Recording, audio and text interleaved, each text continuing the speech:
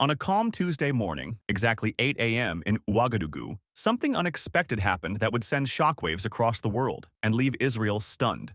Military trucks rumbled through the quiet streets, rolling toward an unremarkable office building on the city's eastern edge. The moment they stopped, soldiers jumped out, boots hitting the ground with sharp, disciplined thuds. Not a word was spoken, not a second was wasted.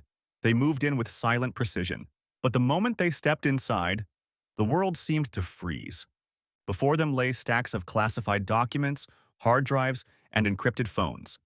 These were an unmistakable fingerprints of an intelligence operation hidden deep in the shadows. Outside, the sign of a harmless-looking telecommunications company hung quietly in the morning light. Inside, everything was a lie. Behind those walls, a secret mission had been running for years, one designed to collect sensitive regional intelligence and funnel it directly to Israel. This was not a random raid. It was the first move in a carefully planned operation. But this was only the beginning. What came next would shake the entire continent. By 11 a.m., Traoré's forces hit 6 more companies across Burkina Faso. Every single one of them was linked to Israel. Forces froze their servers and cut down the communications, their secrets torn into daylight. There were no press releases from Traoré, no advance warnings. Just swift, surgical, unforgiving action. He wasn't simply cleaning up corruption. He was delivering a message straight to Benjamin Netanyahu himself, one that echoed far beyond the borders of Burkina Faso. This was the start of something big, something capable of shaking decades of quiet foreign influence across Africa.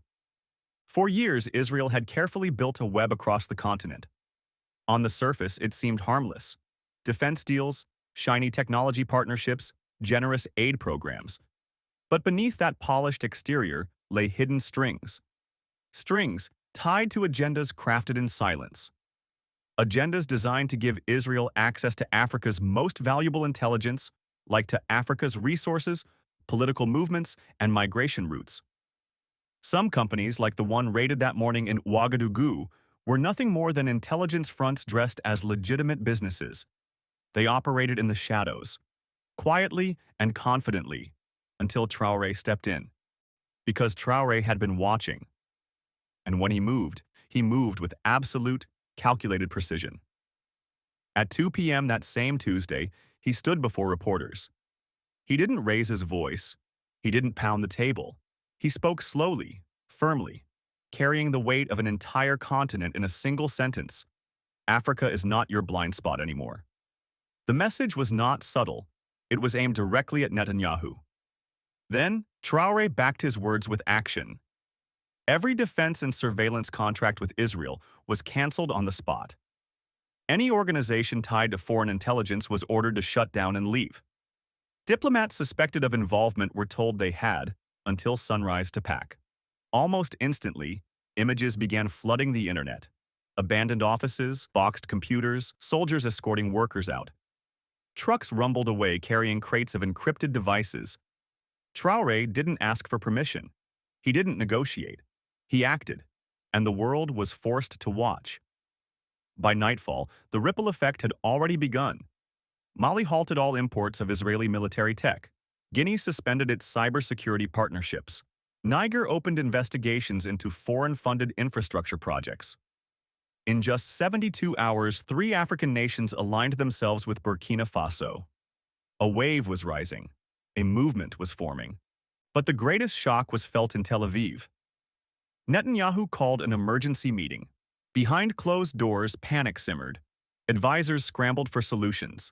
One reportedly warned, "This is no longer about Burkina Faso.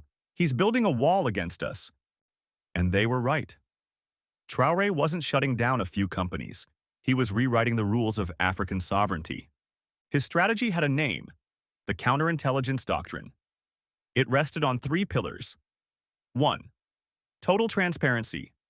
No secret foreign deals ever again. 2. Zero tolerance. Any spying attempt would be met with immediate expulsion. 3. African unity nations would share intelligence and defend one another.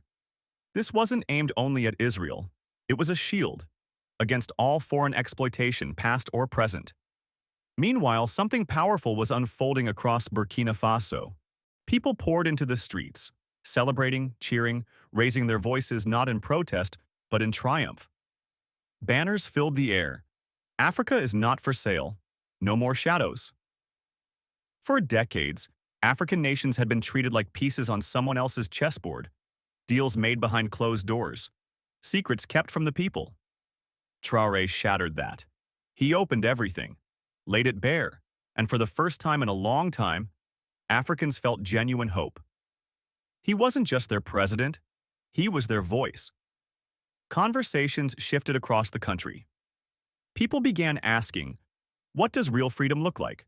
How do we defend Africa from new forms of control? Meanwhile, Netanyahu grew furious and powerless. He couldn't send troops. He couldn't rely on alliances. The US issued vague statements. France stayed silent. Europe looked away. They all knew he wasn't facing just Traoré. He was facing millions of Africans who had found their voice. And soon, the movement exploded across borders. 6 West African countries began compiling a shared list of foreign companies involved in interference, and Israeli firms topped the list. Regional intelligence agencies formed their own network, free from outside influence. Even the African Union began drafting a resolution endorsing Traoré's doctrine.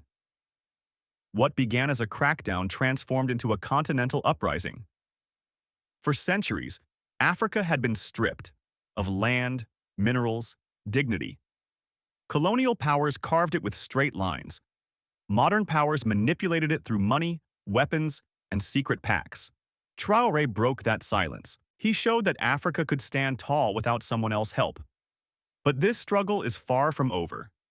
Powerful countries will not surrender their influence easily. Israel might cut aid. Others may attempt economic pressure. Some African leaders might resist out of fear. But Traoré holds a weapon far stronger than money or military power. He has the people. From Burkina Faso to Mali, from Guinea to Niger, young Africans rally behind him.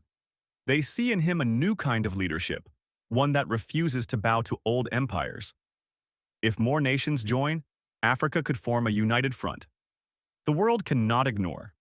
Traoré's strike on Netanyahu's network is not just a dramatic political moment. It is a turning point, perhaps the opening chapter of Africa's new era, an era where Africa writes the rules, where foreign powers can no longer dictate its fate, where African voices rise louder than ever before. This isn't just Burkina Faso's fight. It is the fight of every African who refuses to be used, of every citizen who believes this continent deserves respect. Traoré has begun something big, something powerful, something unstoppable. This is Africa's moment, a rising continent reclaiming its voice and shaping its own destiny. If you believe Africa deserves to write its own future, like this video, subscribe to the channel and share this story with the world. Your support helps bring these powerful stories to light. See you in the next video.